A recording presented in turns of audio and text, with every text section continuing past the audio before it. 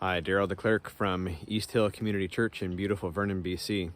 I'm here at the Coldstream cenotaph where some are gathering to be able to remember the sacrifices made over the years for the wars that were fought, for the freedom of many, including my grandparents. And the freedoms that we enjoy now, I don't take for granted at all.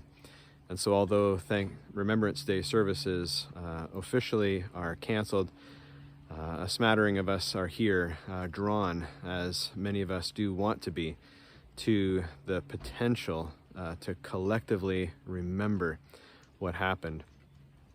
I just met this morning with Henk Beerstra from our church, who gave me permission to share with you that when he was 11 years old, he was growing up in the Netherlands, only miles from the German-Holland border.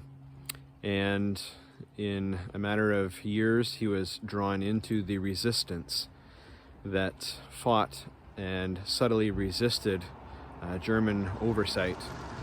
At one point, just completely aside from all that, sparing some of those stories, he was just on his way back from his great-grandmother's house, bring some food to her, when an English fighter came overhead and was aiming for the German U-boats in the channel and began to fire at him, thinking that he may have been one of the guards that was posted along there. And he ran desperate for his life, threw his bike, who knows where, it was lost, threw his bike down, and the bullets from that fighter ripped past him, killed 3 cows, but he was spared. War is hell, and one of the things that we remember now is not just those who sacrificed so much,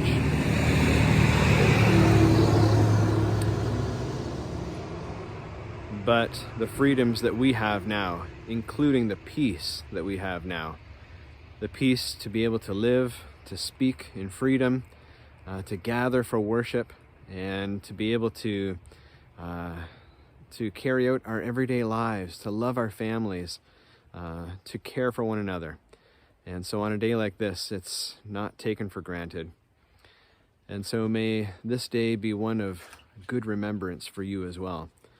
That together with Henk and many others who have vivid memories of those oppressive years, we also might share with them the thankfulness, including the thankfulness for the grace that we have from Christ. 2 Corinthians 5:21 says that God made Christ, who had no sin, to be sin for us, that we might have the righteousness of Christ. And when I think of those who grew up in war, like Henk, they had nothing to do with the evil. It was foisted upon them. And the tragedies were endured, even though they were completely innocent. And in the same way, Christ, though he was completely innocent, had everything evil from our lives foisted upon him, suffered, died for us. And for that too, for the freedom that we have, not just in this life from sin and guilt, but the freedom that we have eternally, I am ever grateful for. And so this day is not only a remembrance for me of the freedoms we have as a country in Canada, but thankfully the freedom spiritually that we have through Christ. Be blessed this week. See you next time. Thy servants and the fleet in which we serve.